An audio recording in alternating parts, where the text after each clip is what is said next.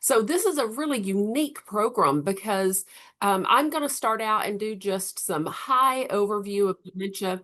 Then I'm going to turn it over to Heather. Heather's going to do more of a deep dive into those earliest stages of the disease. And then we have a video clip of an amazing conversation of a gentleman living with dementia and his wife.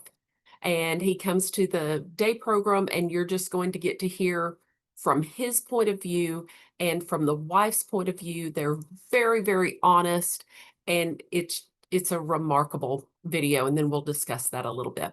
So let's get started. Living well with dementia. There's our information. If you're not familiar with us here at the West Center, we have just recently added our at-home care July 1st, so that's something new.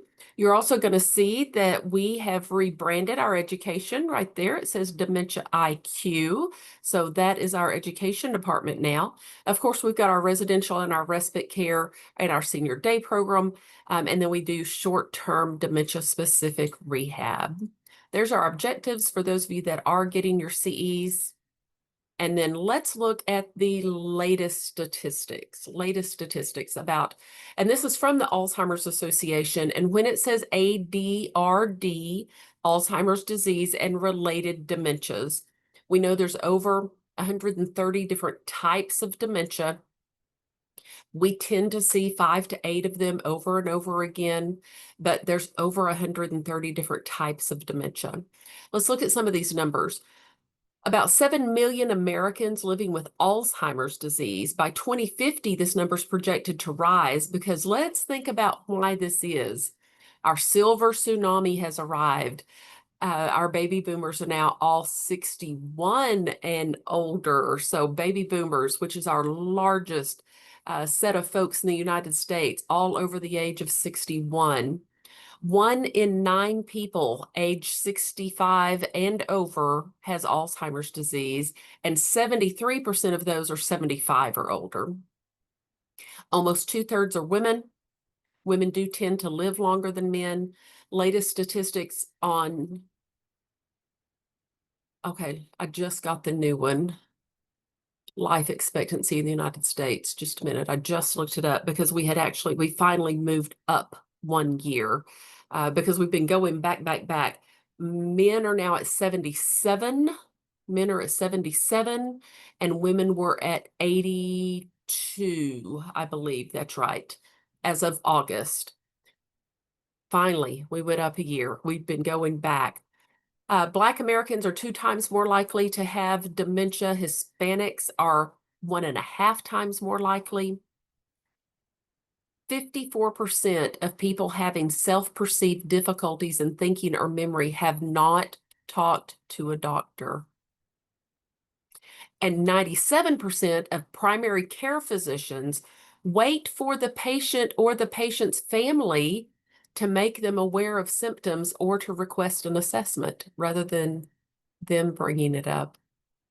And 1 in 3 seniors dies with dementia. Notice it said with dementia, not from dementia, with dementia. So we've talked a little bit about dementia, but I want you to think about most people use the word dementia as if it were a synonym for memory loss. And memory loss is a symptom. Memory loss is a brain function. And for a person to get diagnosed with a dementia, they've got to have at least 2 brain functions that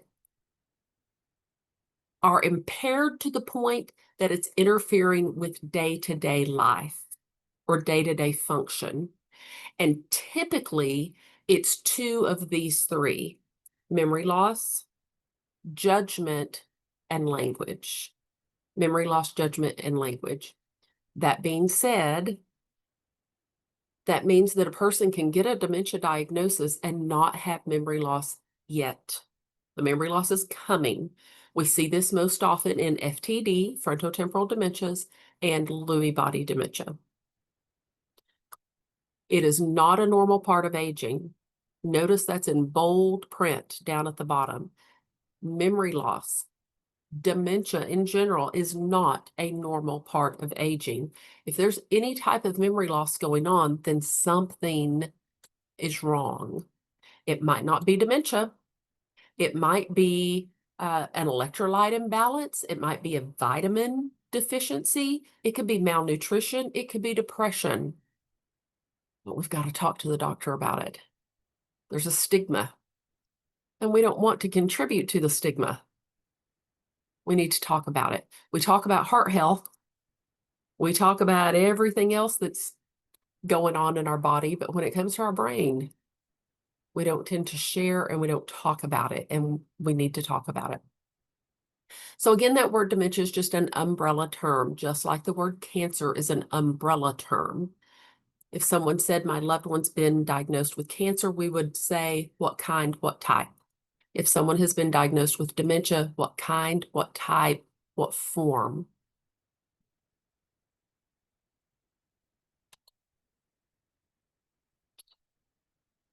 There are about 36 common symptoms to dementia. Even when I'm out teaching healthcare professionals and I say, tell me everything you know about dementia, they typically can name maybe 3. And there's about 36 common symptoms. We're looking at a handful of them here on the screen.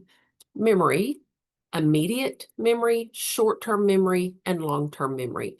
That immediate memory would be something that I said, and they immediately, just within seconds, forget it. Thinking and reasoning, the ability to problem solve. You could also think of this as reasonable and rational behavior. Judgment, being able to focus and pay attention. We're definitely going to see changes with language skills. In the video that will be coming up later, I want you to kind of be looking for these things because you're going to see some of them come out, and he's sitting in the chair doing an interview. And you're going to see him look for words. You're going to see him look to his wife for words or for what's the answer, what's the appropriate personality and behavior changes, that ability to take care of themselves. And one of the reasons that changes is because they're no longer able to follow a sequence. What comes next? That's why we see changes in hygiene. Yes, they're standing in the shower, but that's all they're doing is standing under the water because there's lots of steps to taking a shower. Or they're looking at the vanity and there's all this stuff on the vanity, and we go in and they're getting ready to shave, but they've got the toothpaste all over their face. Sequencing. Sensory input and motor output, and then movement and coordination. Dementia causes a progressive impairment. It is terminal. And what's happening is that the neurons and the wiring of the brain is malfunctioning, and eventually they stop working. One of the things that's different about dementia is this doesn't last for days or weeks or months. This lasts for years, as many of you on this program know because you're living it right now. I'm going to turn it over to Heather, and Heather is going to take us into a deep dive of that early, mild stage that we like to call normalization. The most important thing about the earliest stages of the disease is that we keep things as normal as possible. All right, Heather. Thank you, Holly. So yes, in the early stages of dementia, I'm sorry, Holly, I'm having trouble changing it. Okay. I'll be changing it. Okay, cool. Thank you. So we talk about the preserved abilities of someone who is living with early stage dementia. And we know that long ago memories are going to be the last things to leave. So they've had those in their brain the longest. So they're going to remember those long ago memories. They may not remember what they had for breakfast, but they will remember things that happened when they were a child or a young adult. Another thing that we notice is confabulation. And this is almost like honestly lying. It's when somebody is talking about a memory that to them is so real, and it's that it did happen and they remember it, but yet it really didn't happen. So, an example of this is we had a woman in our day program, and she would talk about being a teacher and her elementary students and how much she loved them. And so, we had been celebrating like a career type thing and talking about different jobs people had had. And I said something to her daughter on the way out the door, oh, your mom was telling us all these great stories about her kids when she was teaching. And the daughter looked at me like I was crazy. And she says, my mom was never a teacher. And I thought, are you sure? Because she's got a lot of memories of being a teacher. But it was the way her brain was working, because when you forget things, your mind may make up stories that to you seem very real. So that is something that we see with people with dementia. Remembering those emotional memories, if there's a strong emotion attached to something, a positive memory or a negative memory, those may be very, very well remembered. Gross motor skills, the ability to understand facial expressions, tone, or gestures. Our people that we're caring for can tell from our facial expressions and can tell from the tone of our voice how we feel. That's how they can tell if we're frustrated, and kind of join us in that frustration. So they can still understand that. Having cued activities, of course, singing and music works for all levels of people living with dementia. And a lot of times, people in these early stages are going to work to try to conceal their deficits, and they're able to do that for a while. And so if you just meet them or have a very basic conversation, you may not even seem to realize that the person is living with a dementia illness. They may also use humor to avoid answering questions if they don't know the answer, or they may also get angry or frustrated when they have difficulty. And we see that in the day program. Participants will come to speak to me in my office, and I can tell they're looking for the word, and they're getting frustrated because they can't find it. And so one of the things that we can do is just, reinforce that. We can tell how they're feeling. I can tell that you're frustrated. Really just kind of giving them that support. The person with dementia may start using swearing words, or may try to shock us with words related to sex. And it's really because of that damage to their temporal lobe, the front of their brain. And I always say they're losing that filter, things that the person wouldn't ordinarily say, we're noticing them say it, and it's just they're kind of lost that filter. They may also seem a little befuddled when they're trying to remember the word. And then also they may still have their social skills, and that's a really positive thing. And that goes along with the whole thing of, you may not notice when you first meet them that they do have dementia. So they're still able to act appropriately in a social situation. And then also, the early stages, people are usually able to make their own decisions if we give them some extra time and maybe some limited options. Two things: choose from this or that, or yes or no, or that kind of thing. So for early stage challenges, decision-making ability, it does become impaired. It's that whole idea of, we want to make it a little bit easier for them to make a decision so that they can still make decisions. But again, this or that, yes or no, pants or shorts, something where they can have two basic choices. Repetition, trying to remember something, they may be trying to remember things, or maybe they're not able to remember. Structure helps with that daily routine, certain things that we do the same time every day. And then informing them of events only as they occur, rather than saying, we're going to do these things today and listing off your whole schedule, just telling them what you're doing before you get ready to go do it.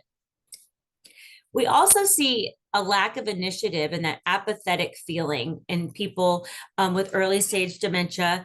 And this can be a symptom of their disease, or they could be avoiding things that they're embarrassed or worried about. One of the things that people with early stage dementia do is they notice that they're forgetting, and that they're forgetting people's names or getting lost in conversations, and that may be embarrassing for them. So they may be withdrawing to try to avoid those situations, like avoid going to lunch with church friends after church because they are afraid they won't remember the names of the people, or they won't remember what was talked about in church. And so they start to withdraw. And we know that that withdrawing can lead to depression, and it can also lead to an increase in dementia symptoms because you're not getting out and getting that interaction with other people. So one of the things that we can do as caregivers is try to focus on activities that the person still enjoys, try to keep them socially active, help them reach out and contact their friends. Maybe we can go with them when they go see their friends for lunch or something. Also going to a senior center, even a senior day program where they can connect with other people who may have some dementia as well. So again, in the early stages, we're going to focus on normalization. We're going to keep things as normal as possible. And we're going to focus on what the person can do. Reassure them, be positive about what they're still able to do, rather than focusing on what they cannot do. They're already in their mind have focused on deficits. We want to keep it positive and focus on what still remains. So we know that every person who has dementia is affected differently. So we can't make assumptions about their ability to communicate. And we don't want to exclude the person from dementia from conversations. If they're there, we don't want to be talking about them in front of them. We want to be talking with them. We want to allow the person to be making decisions about their future and their care. And so they're still a part of what's going on, is still their life. They're still a person. So we don't want to exclude them.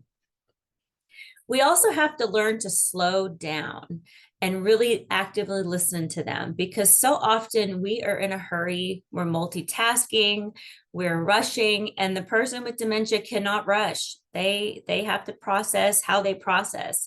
So we want to make sure we're speaking directly to them.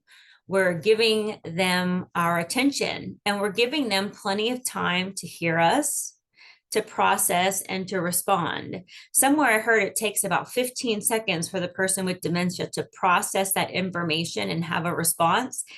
And if you sit for 15 seconds, it feels like a really long time. So whereas we may be ready to repeat the question for a third time, they're still processing it and trying to come up with a response.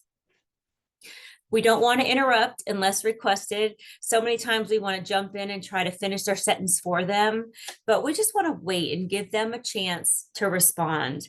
And then we can help them find the right words for self-expression. Like I said before, I've said to some of my participants, I can tell you're frustrated. I'm sorry. I know it's hard when you can't find that word, and then they'll say, yeah. And just supporting them in that we understand that their feelings are normal. And then of course we want to use simple commands broken down into small steps. So when we're asking the person with dementia to complete a task, rather than giving them a bunch of instructions, we want to break it down into simple steps that are easier to process and things that they can do. And then we talk about feelings and emotions that are expressed. We know sometimes that frustration or fear, anxiety can cause those behavior expressions. And so we as a caregiver want to make sure we're looking beyond that and seeing what is really the need that they're expressing. What is the feeling behind that behavior that we're seeing? So we don't want to argue with our loved one who's living with dementia. Arguing never helps. Nobody likes being told what to do. And so our job is to remember that they are an adult and they're living with a brain disease, and they're doing the best they can in that situation. And so not arguing with them, just going with the flow. A lot of times it's okay to blame somebody else when it comes to a big decision or something that's not popular with them. If you really don't want them driving anymore and their driver's license is expired, well, the DMV told us that you can't drive anymore, or the doctor says you need to do this. We have some of our participants that come from the VA and they get VA benefits. And so I've had families tell me, well, I've just told my husband that his VA doctor says for his benefits to continue, he's coming to the day program. And so he comes to the day program because the VA said he needs it. And it's like, it doesn't matter if that's a small little fiblet that gets him in the door, gets him doing something. And he's going right back to that idea of, what, when I was in the military, I did what I was told. And so it's okay to use those ways to make things happen. Spiritual religious leader, the minister said so. People in that age bracket and time, they still, believed in authority and the fact that we would listen to those people in authority. So use that to your advantage. And remember, it is okay if your loved one gets upset with you. You are not going to make everyone happy all the time.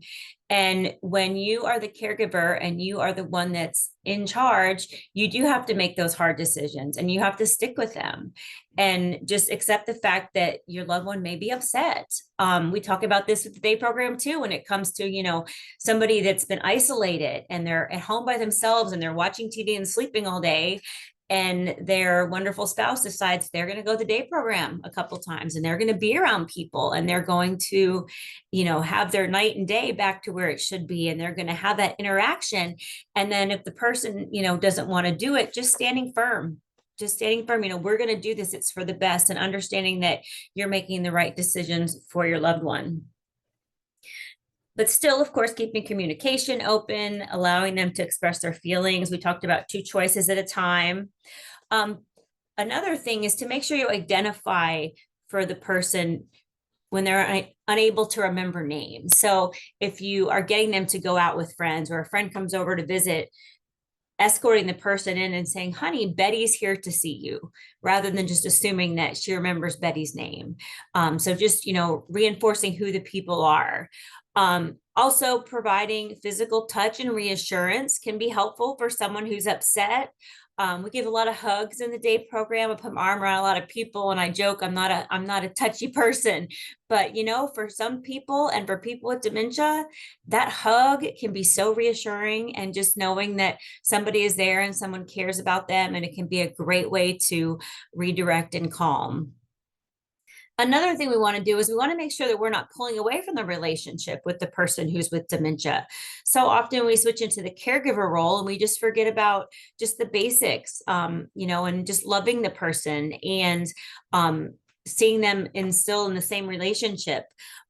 We had a gentleman that had asked me one day, well, what activities do I do with my wife? On the weekend, there's nothing to do. And he talked about how she just liked to sit on the couch. And I said, well, do you ever just sit on the couch and hold her hand and just listen to some music together? Just nurturing that relationship and having that physical touch in a way that still works and still connects to the person. The most important thing and the hardest thing for us to do at times is to not say the word remember. We talk about this in every presentation, that you don't want to say, do you remember? But that is a hard thing to do. And when you think about it, you catch how many times you say it, but we don't want to say that, because the person living with dementia, they don't remember. And so rather than pointing that out, we have to come up with a different way to talk, not use that word. It is okay to tell a therapeutic story to fix a problem. The person living with dementia cannot come into our world, so we need to get into theirs. They're not going to be able to change the way they're thinking, but we can certainly change how we think.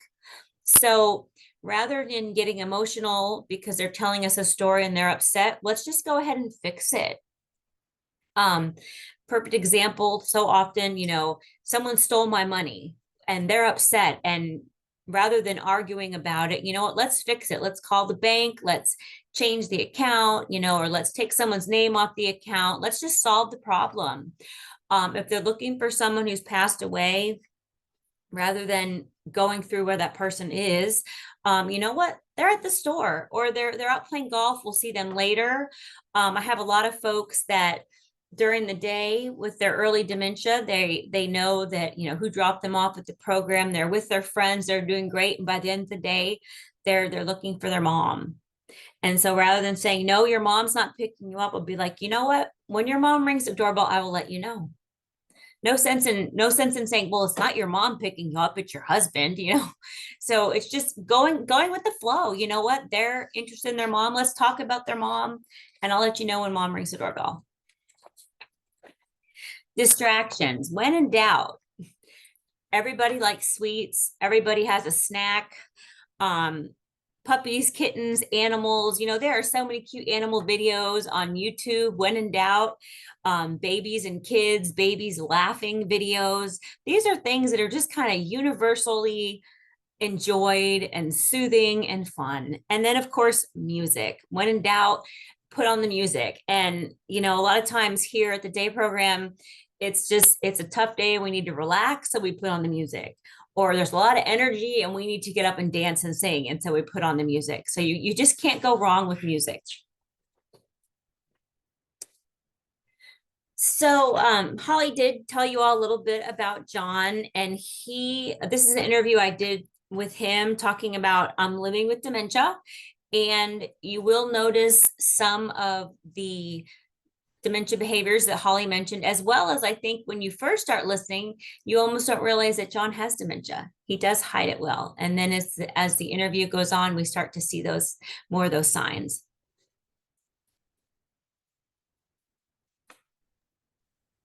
And I'm going to ask also, because this is John and his wife, Angela, and we'll discuss after the video, really look at the way that they communicate with each other, verbally and non-verbally. All right, I'm going to get this started. I'm 74, I'm sorry, 74-year-old. Can you hear it? Were you able to hear it? Yes. Yeah. Okay. Okay. Who has spent the last 6 or so years with Alzheimer's. And so as a result of that, I'm having to learn to work my way through the challenges that brings to bear. Mm-hmm. I'm very fortunate that I have a wife who's understanding, very knowledgeable, and fortunately we've been married since 1989, so we've been married a good long while, and she's guiding me through it and is having to guide herself through the challenges that comes with Alzheimer's. So what do you enjoy doing in your free time? Well, up until a very short time ago, I had a dog, little Buddy, and unfortunately he passed away at age 17, and that's been a real hole. So I'm learning to cope with that. He really did fill a family hole for me.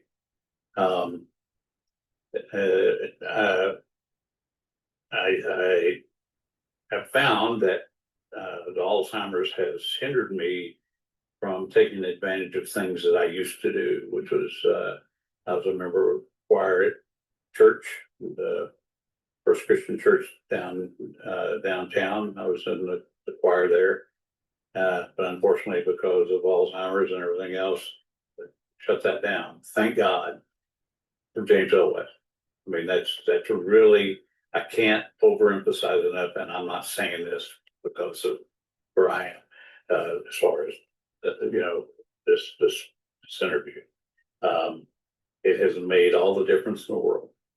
It's a compassionate, understanding organization, and has plenty of activities, a lot of which I really, really like. I like all of them, but some of them I like even better than others. And that helps me. It's developed a normalism. So I don't feel like I'm kind of out in left field. Okay. So are there things you find more difficult to do now than in the past? Yeah, because of the Alzheimer's, there's a lot of things like cooking and other things that I used to be able to do that I just can't do now. Mainly, but a lot of that safety wise and otherwise. Making choices is hard. I could go to the refrigerator and know exactly what's in the refrigerator and, know what to pick out and so on and so forth. Now there's a challenge that comes with that as well. The reason that James L. West is so important in all this is the fact that the way your operation is the fact that it's compassionate. It's very helpful. It's not just a surface effort. I feel welcome. And two, there's a lot of things to do that are constructive. Just even the morning part, besides the big circle, which is very helpful with the exercising and so on and so forth, but also going over the daily chronicle, staying up to current events. That really takes a lot of what I think some people have had to go through with Alzheimer's. They don't have that stimulation and that it's kind of presented to you. Now you have to do something with it, but that it's enjoyable and people are patient, which is a big part of that. So are there times of the day that are easier or harder for you? Not really. The day is very full, not too full. And it has activities that are meaningful that help me feel like that I'm still connected. And that's a big deal. I think it would be real easy to just have a kind of a road activity schedule that was kind of the same every day. And for me, that's one, been encouraging. It makes me feel at the end of the day that I actually contributed something rather than just kind of sat there and kind of soaked it in. And then the friendships that have been developed, and that's really important too. I mean, we haven't had this many friendships going on for quite some time, not because of anything bad. It's just getting, being settled and so forth, and then finding out that this was something that I was going to have to face. So this has been a very welcome, a very welcome experience. So do you ever find it hard to remember names or appointments? I mean, remembering names more than appointments, because Angela keeps me tuned in. We have a calendar on my iPhone, and I really do. I'm going to wear this iPhone out because that's something that I check, many times a day. I do periodically check it just to get a check in my mind that I know where I am. Well, I know where I am, but that I know that I have that I have things that are going on, and it helps me prepare for them in advance. How do you feel when you forget something? I'm a little bit frustrated.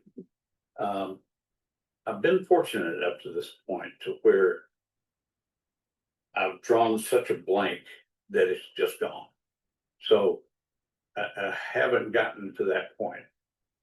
I've had things that if someone asks me a question to where I have to kind of either think it through and then answer, or say, let me check on that. Let me and then try to remember it or do some sort of a research.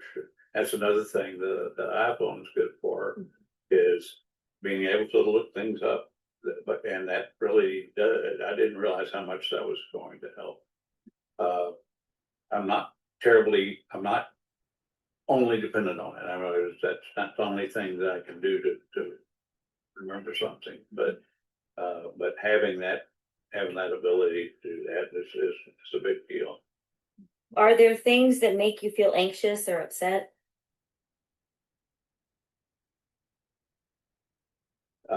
Not being able to drive, Okay. uh, and that's not being upset about it. It's just frustrating, you know, that it's frustrating too. One, it's inconvenient. It's inconvenient for her because she ended up being the taxi driver.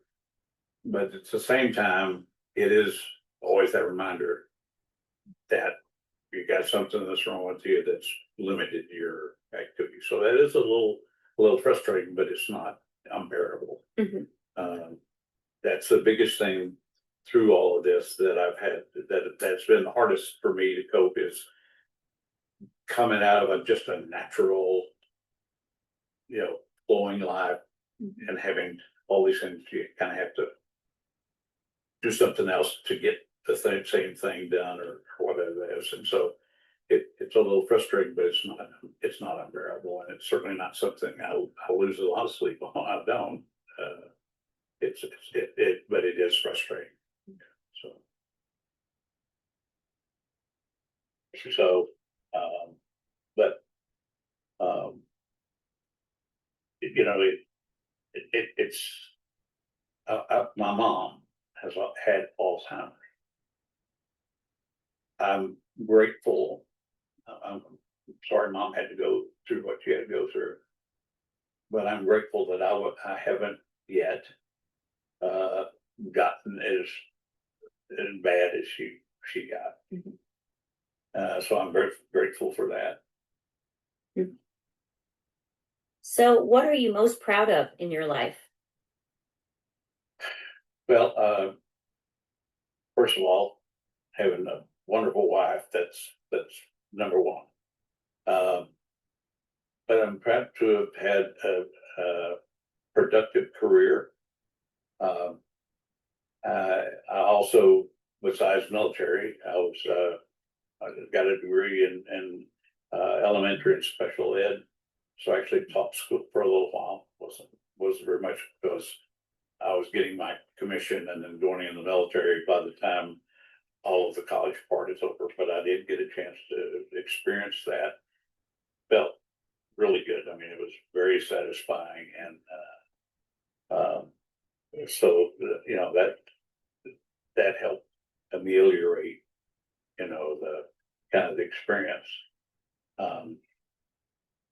Let's see. Most of the kids are in Colorado, so it's a good distance away. So that's I guess you could call it a disadvantage for being able to visit. And then we've got brothers and a sister who live in the Dallas-Fort Worth area. Don't get a chance to see them a lot, but they're there, and I know I can get to them. And I think they're a little, they know they're going to have to kind of get used to this too, But we have a pretty solid family unit, for that matter, and so that actually makes things easier to have that and know that you have that. Obviously, the ability to do a lot of traveling has been hindered to some degree, and that's something Andrew and I really enjoyed doing. And so that part, you just have to compensate for it, another way. So what do you wish that people understood better about you? It's let me see that I can operate fairly normally in a social setting. I can participate. They probably get tired of me trying to answer all the questions, but that's a very positive thing for me. The fact that I can still manage to know things that are going on out in the world. It's not like living in a tunnel to where the world's out here and you're kind of stuck in it. It's very participatory. And I think James Owas has done more for me in that regard as anything. Sitting in a circle, doing a little footsteps. I think something that's important about you still yet is that you're still a strong leader and you love to sing, the karaoke and things like that. You know, Even though, as he's mentioned, it's harder for him to make decisions. He's not so bossy. He used to be relatively bossy, being, the colonel, and, and now he always asks my opinion and defers for just about everything. And it, yeah, I definitely rely on her for saying it. Yeah, his mom, who also had Alzheimer's, they used to say about her that she had pleasant dementia. Mhm. So as it progressed, she was still always very pleasant. I love you, you're so pretty and stuff like that. And with John, he is very complimentary and appreciative. He's not ill-tempered. I've always said that I thought that his degree in special education has probably helped him with patience with me as well. Because before John, although we've been married 36 years, I never had anybody that I could last with for more than 3 or 4 years because I guess I drove him crazy. But him, he's very patient and he's very caring. If I were sick, he loves to take care of me. He still feels bad if I'm sick and he wants to take care of me. But then he forgets that I'm sick. And he wants help. So we go back and forth. So how long have you been in the caregiving role? Although he was first diagnosed in 2018, it's only been a little more serious for the past 5 years.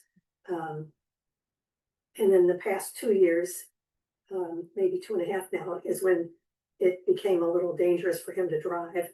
So his neurologist suggested that he stop. But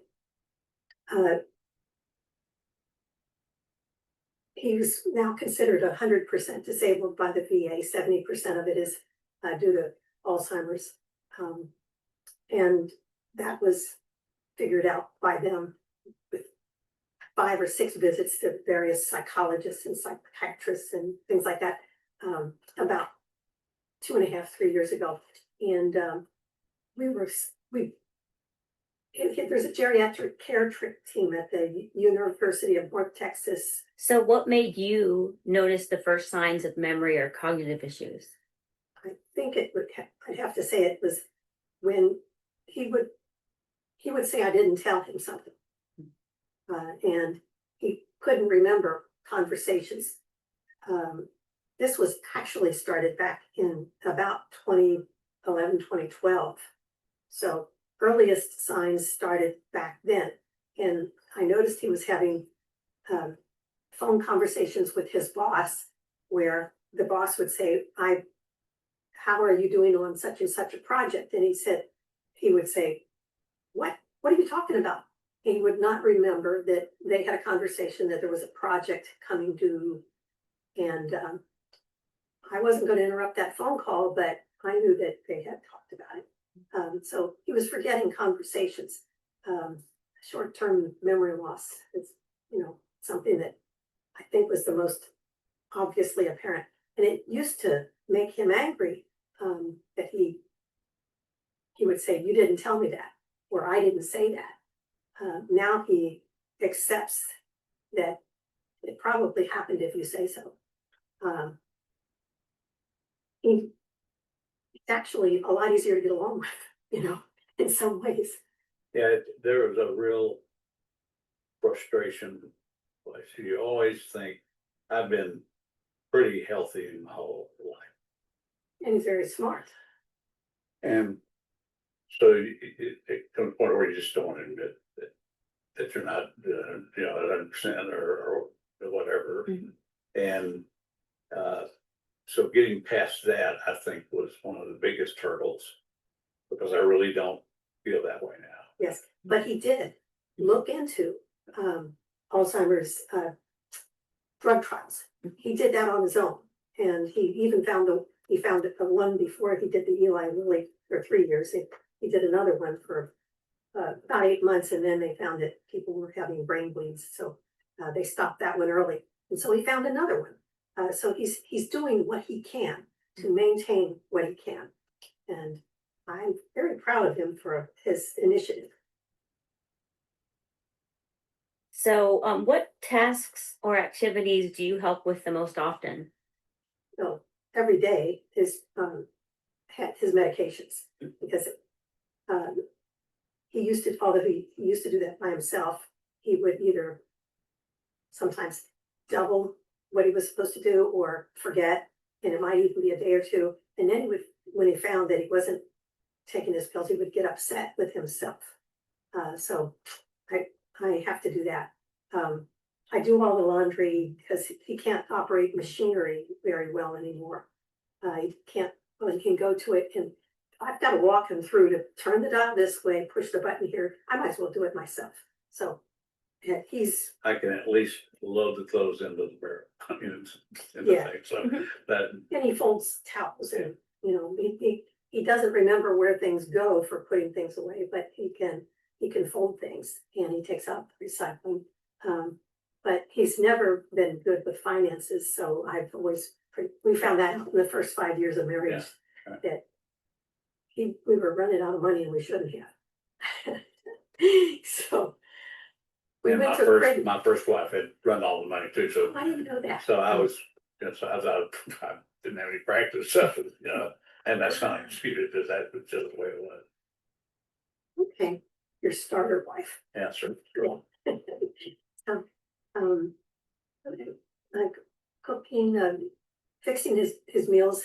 He's only recently had the tremor surgery, so he wasn't able to even cut up his food, but so he's now able to do that more. Meals, drinks, finances, laundry. He's really good at color coordination, so he can choose his own clothes most of the time. Every once in a while, I'll miss the target, but I think for most of the times, I'm not gonna embarrass her going out public, that's what I would have on. Yeah, and I drive him everywhere, and I've never complained, although he's been disturbed about not being able to drive. I started volunteering to do the driving when his driving was starting to scare me. So I've told him, I will take you wherever you want to go and pick you up, and that won't be a problem, that you need to worry about it disturbing me, because I've never complained about taking. Well, and to me, that's another point I need to make to you as well, is that she has gone so far, not let me say it the right way. She does so much. It's amazing. And so one of the few worries that I have right now is that she doesn't burn out through no fault of her own, because it's a lot of stuff. And she is proactive. She's not a wait for something and see if it's worth doing. She's ahead of the game. And So were you. yeah. And so that's another thing that I really am conscious of, and I'm hoping that I'm keeping it in, kind of keep it, and that's where James Elwes comes into play and my thoughts. It's because she doesn't have to worry about that for a good part of the day. And that can't help but be better. When he starts getting ready a few hours before he's supposed to show up, and then if I text him and say, would you like an early pickup today? I'm in the area. He'll say, well, no, why don't you make it 5 or 5:30? We've got stuff going on. So I'm just delighted, because, well, heck, I'm only a mile away. I'll just go home and I'll come back at 5:30 then. So it's fine. I am so glad that he's happy, and he comes home, even though he just wants to go lay down or sit down. it's okay. And then he'll tell me, that it was a very good day. I'll say, what did you do? I don't know, but it was a good day. I'm glad you have a published schedule of events. Yeah, and just so helpful. And your staff is awesome. It's just, They meet you at the door singing a song and stuff. They're happy, they're friendly, they're caring. So have you noticed any, well, I think you mentioned this, there were some changes in how John communicates or expresses himself. You said some of them are positive. Yes, yeah, they're positive that he's no longer angry about, if he's walking around the house a lot, I'll finally ask him, what are you looking for? And he'll tell me, and then I can help him. He loves to try to find things on his own, but I used to call him the finder because he was so good at finding things, and he also was the packer, putting things away. Those are skills that are gone right now. within the confines of like one dresser. I've got it organized in such an easy way that I know which drawer the underwear's in. I know which drawer Yes, of your own, but you always have to ask me, where do you want your socks? Yeah. It's always the same place, but he can't remember where the trash bags are. So he can take out the trash, but he can't figure out where the trash bags are to put it in a new bag. And I told him he can load the dishwasher, but when he puts things away, I can't find them because they go all kinds of places. So we've had to make some adjustments. I said, do not unload the dishwasher, please. Things go missing for weeks. Measuring spoons, whatever. They're small, easy to put somewhere, and it might take a long time. I have to buy another pair. So measuring spoons. So have there been any safety issues other than driving, such as wandering? You mentioned forgetting medication or leaving appliances on. Well, he can't figure out how to turn on. We have an induction stove, and it's the person who owned the house before us had an autistic child. So there's like 4 or 5 steps you have to go through. You turn off the lock, then you have to put an on button, then you have to push the burner button, then you push a slide. He can't do all that. So there's no safety issue there. That sounded and pretty good. that was opportunity. Yes. Yeah, but he doesn't wander. And he used to, until this year, used to ride a tricycle to the dog park, which was only a block and a half away, with the wagon attached to the back for the dog.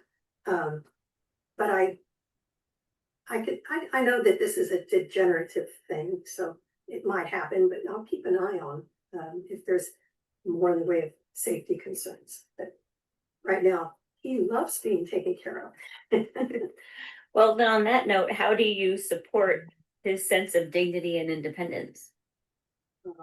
Well, just as he's very complimentary to me, I try to recognize his skills and his contributions, whether it be, repetitive chores of bagging up snacks or folding the clothes, putting them away, things like that. And when he's chosen a lovely outfit for the day.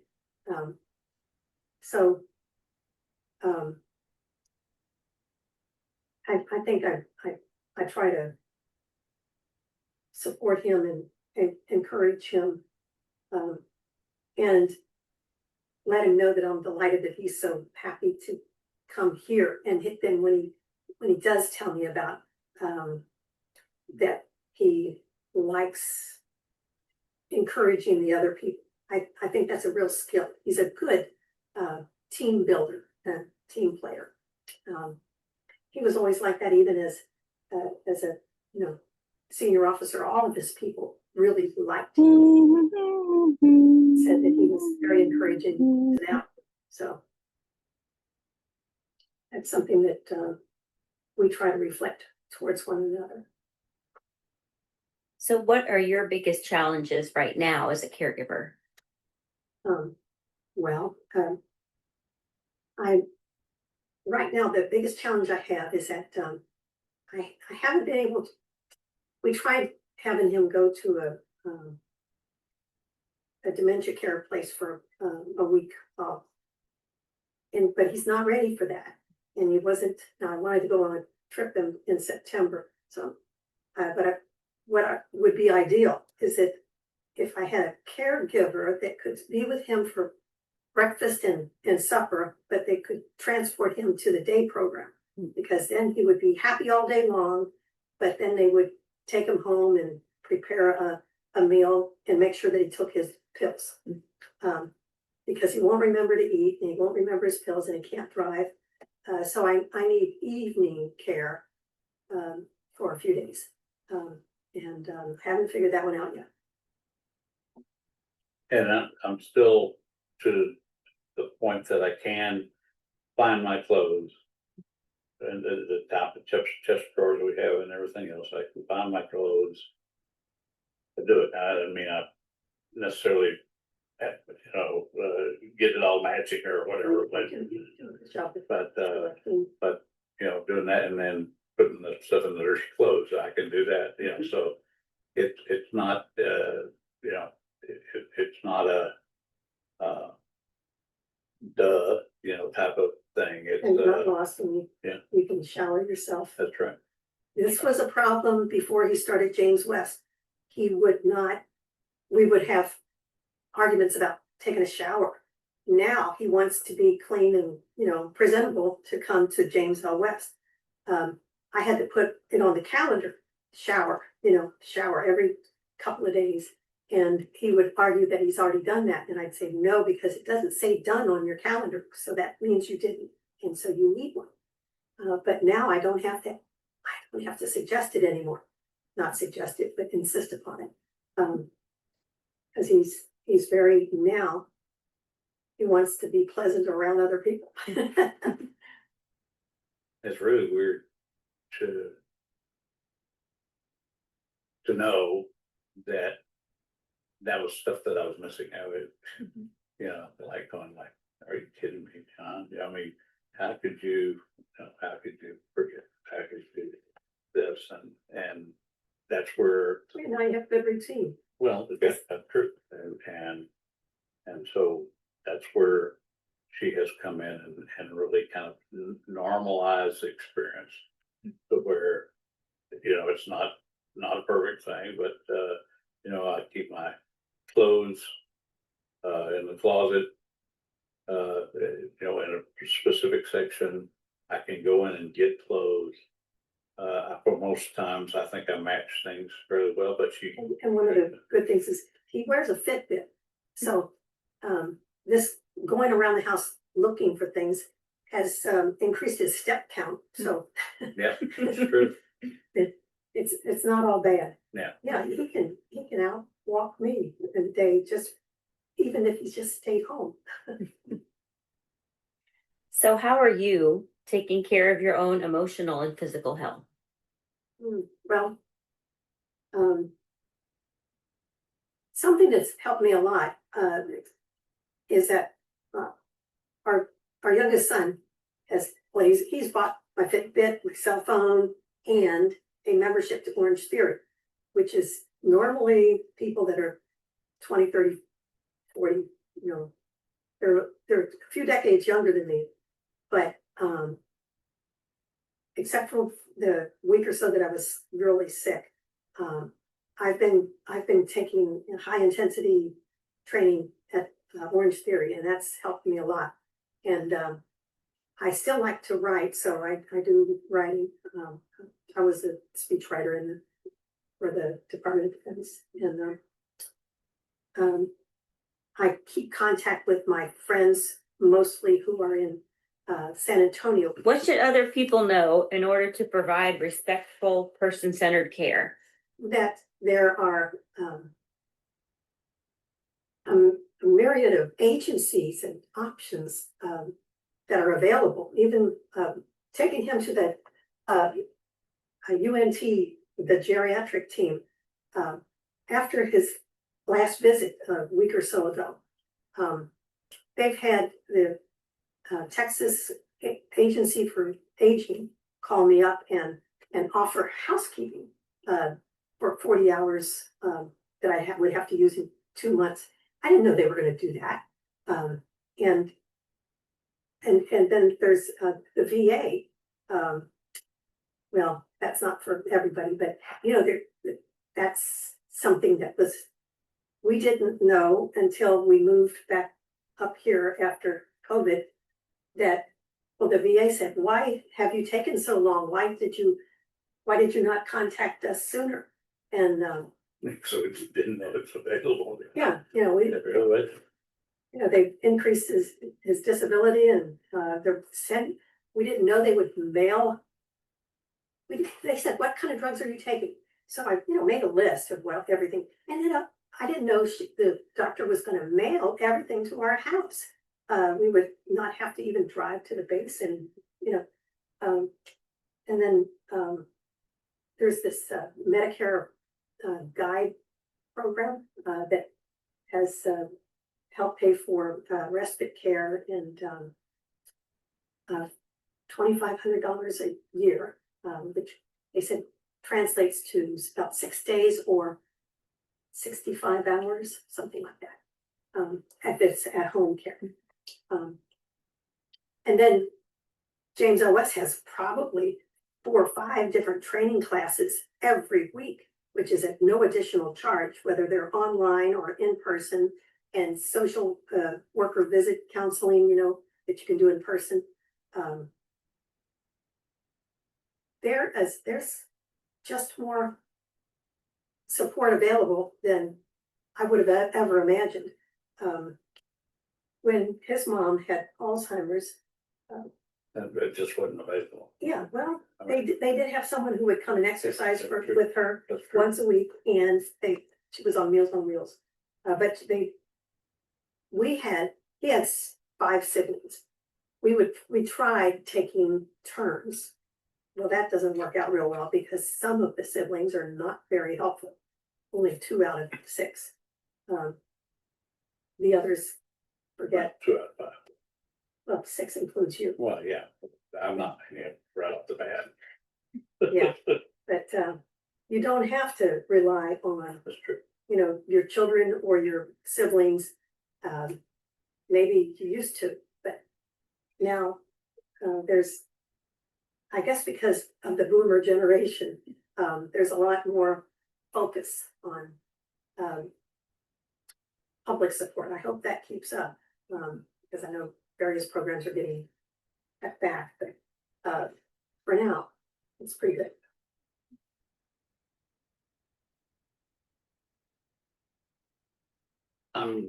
So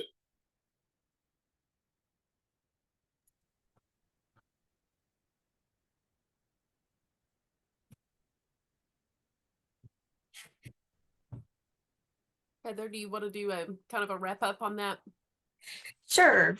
So some of you mentioned that he had good communication and memory and things, and he is in the early stages. And some of the things, every time I watch the video, I get something different. So some of the things I wrote down is, we talked about those aids and ways to remember. He uses his iPhone, as his way to remember, making little notes and things like that. But what I thought was so interesting is all of the things he can do. And then when they were talking about things he can't remember, like he can't remember how to turn on the washer, or he can't remember where the towels go. He can fold them, but he can't remember where they go. And one of the things also that stands out to me is how positive they are, and his wife being positive, and she tries to recognize his contributions. And, she said things like, or I think he said things like getting snacks prepared and things like that. She tries to recognize the contributions that he makes. And so they're both really positive with each other. And then he said the word we've been saying, normalized. His wife has a routine for him, and she tries to keep things normalized. And one of the things that to me they really showcase is the benefit of a routine. And he has been at the day program for probably almost a year now, and he does have that routine. And he is a different person than when he started. When she talks about, not having that routine and not wanting to get out of bed and not wanting to take a shower or saying he's already showered, that goes along with that apathy that unfortunately when people with dementia start to withdraw, and he was apathetic. He may have been depressed. He was withdrawing from his life, and now he's gotten back into something that he enjoys. So that's a perfect example of how we can try to get our loved one back doing something that they will enjoy, that can help them to have a better outcome. And then just a reminder that it looks different for everyone. Dementia looks different for everyone. And I think it goes along with that idea that, like I said, sometimes you can't even really tell if you just saw a glimpse of this video, maybe that he has dementia, but he definitely does have dementia. And one of the things that I'll tell you to follow up with, there's two stories. He does very well in a social setting. And we have some participants that near the end of the day, of course, will sundown and, get anxious about who's picking them up and when am I leaving and those kind of things. And so he had heard us reassuring one of our ladies, and we were telling her, yes, your daughter will be here at 4, she comes every time at 4. Well, John heard this, and in that moment decided that he heard that we were closing at 4. We were closing early that day, and his wife had to come get him.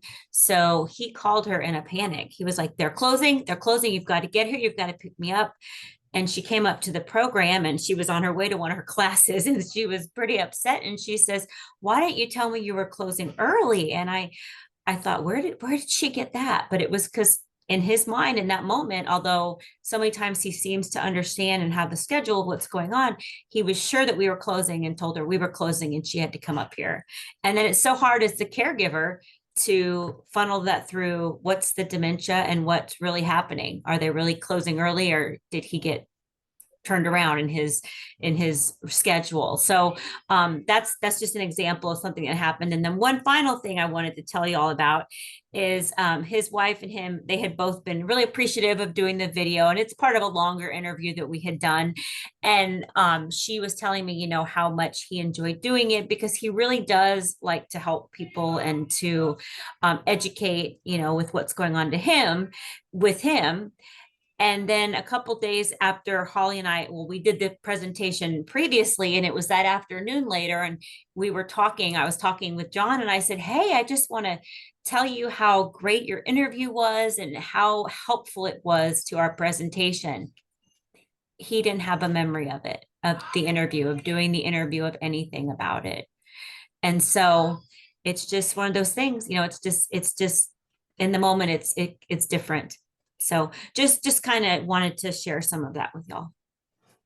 Thanks, Heather. And I noticed that we did have a few questions in the chat. I think all of them were addressed. Thoughts from anybody else on what you took away from the interview? You can put it in the chat. You can unmute. We've got about 68 people on. Just things that came up or other questions that you might have, especially maybe if it has to do with the earlier stages, while we've got Heather with us today, but anything really. Let me see if anything else starts coming in. Jamie, anything that came up? No, not that already Heather hasn't addressed. Okay. But I would just reiterate, if you're thinking about using day program services, whether it's James O. West, obviously, because we're the best, right? But maybe you are not in our area. Please reach out to your area agency on aging, your local chapter of the Alzheimer's Association, to see what resources are available to you in your area. And also, they generally usually have some funding support also for some of those programs. So of course, it takes work to look into that stuff. But as you can see from John and Angela, just the benefit for both people that when they take advantage of these resources. So there are some, let's see, someone said any recommendations with vision impairment. And then how does someone identify dementia with comorbidity of non-ambulation? Well, Heather, don't we have a participant in the day program that has vision impairment? Can you speak to that a little bit? We do. We have someone who is legally blind, as well as several participants that have vision challenges. And so for those participants, obviously, like I said, music always works. So we do focus on, music programs and things that are sensory based, trivia, things like that. She also plays the piano. She taught herself the piano. And so one of the things we like to do is let our participants do what they're able to do and contribute to our program in meaningful ways. So she plays the piano and contributes to the program in that way. And then really all of our participants have some challenges. Somebody mentioned about non-ambulation or, hearing difficulties a lot is something that we deal with. And so we do manage that. We plan activities around that. We try to focus on what the person can do. Okay, let's see here. My husband is in the early stages. I've wondered, assumption that he's not yet at that stage. So I will tell y'all something when it comes to day programs or going to the senior center, it goes along with that thing that your loved one may not always be happy with your decision. But that being said, it's all about how we present things. And so a lot of times when we have participants who aren't sure they want to attend, and mostly it's the men that aren't sure, if the wife or the adult child stays positive and says, you know what, we're just going to give this a try and just come check it out. We have people that say, I've had men, they're like, I'm not doing this. I don't want to do this. Well, just come in, like, give it an hour. Part of our assessment process is that we actually talk to the person with dementia. It's okay if they don't tell me the quote unquote right answers. It's a way to start building that relationship and helping them to see this is a place that they belong and that they are respected. And then we'll have them try an activity for an hour, and we'll talk with you in advance to figure out what activity might be good. What is setting them up to have a good first experience here. And we're also very fortunate in our program right now that we're 50-50 men and women. So we have a pretty cohesive group in terms of the levels of functioning, because we're really early to mid stage and we do have criteria for that. And so we try to set the person up to be around somebody that's similar to them. And then another way to also go ahead and try that is to say, you know what, for the first day, we'll get you there at 9:30. You can do some activities. I'll be there at 1:00 right after lunch, and start with a short day and understand and assume that it's going to take at least 2 weeks to get adjusted.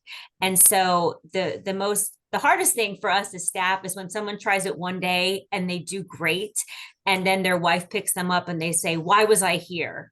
Or why did you do that to me? And then the wife is like, oh, I'm sorry, dear. And they never come back, even though we know during the day he had a great time. And that's typically because you're his person. And so he would love to be spending every day, all day with you. And you need a break because you're the caregiver. And so when he sees you again, he wonders, well, why weren't we together? Because you're his favorite person. So just understanding that and being ready for it. And we try to provide stories and pictures to show things that have been going on to make that transition a little bit easier. But usually if we can have 2 weeks and about 4 days of attendance, we can help get the person adjusted.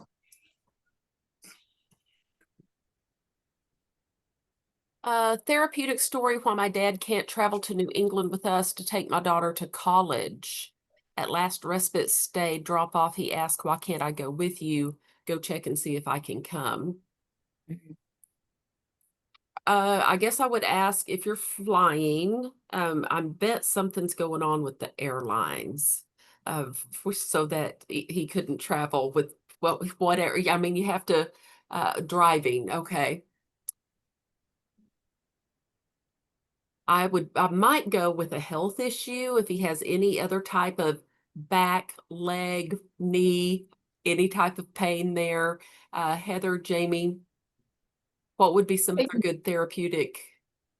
I would see if you could blame the school, or Mhm. blame the school, right? Saying that they only allow 2 adults per kid drop off, or 1 adult because of Yeah. something. I would put it on the school Yeah, or somebody out of our control that we can't do this. Yeah. That makes sense. Yeah. you know.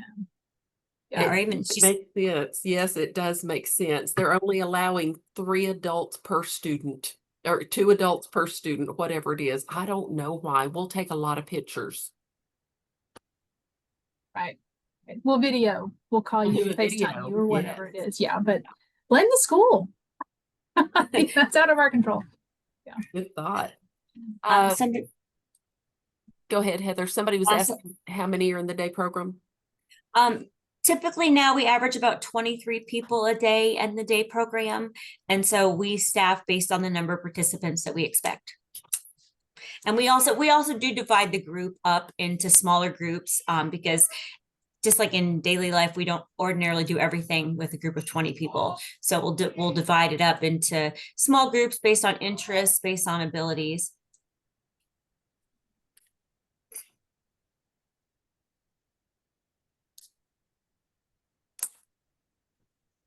Denton County. I'm trying to think of what's in Denton County. There's a day program in Richardson, Friends Place. That's a dementia specific day program. We don't work directly with any others. We certainly, well, we have referred to, when people have been, in other places, but we're kind of a one-stop shop here at the West Center. We got a little bit of everything, but we got one of them. We're But there certainly should be- happy to provide training Mm-hmm. or work with them to do education for their families too. We're certainly happy to do that. But yeah.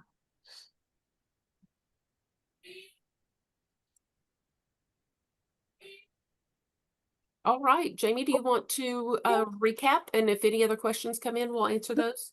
Yeah, absolutely. This afternoon, you all will get an email. So you'll get a follow-up email with all of the stuff we talked about. So you'll get a copy of the slides. We did record today's program. So we're going to upload this to our YouTube channel. It's going to take a couple of days to get it uploaded, but I'll send you a link to our YouTube channel. And we really ask or encourage you to explore our YouTube channel. We have over 100 different previously recorded programs and other topics that we have done that are up there just to access at your convenience. I will also send an evaluation for today's program. I really do ask everybody complete. It takes you 2 minutes to complete the evaluation. We do appreciate and use your feedback. If you are wanting the 1.5 CE credits for social work, licensed counselors, nursing, or certificate of attendance, it is required that you complete the evaluation. It's through SurveyMonkey. It will be open for about a week. And then if you'll allow us about 4 weeks to process all those requests, and we'll email them back out to you. You'll also get information on our upcoming programs in September and our support groups, and we'll make sure and send you information on our day program also. But I think unless there are any other questions or any other comments, We'll see any. all right, you'll get a few minutes back in your day. We appreciate y'all being here. Thank you, Holly, and thank you, Heather, for presenting and introducing us to John and Angela too. And Peggy, if you don't see that I made a promise program, email me and I will send it to you. Thanks, everybody. Thank y'all. Have a good rest of your day. Thank you. Thanks, Holly.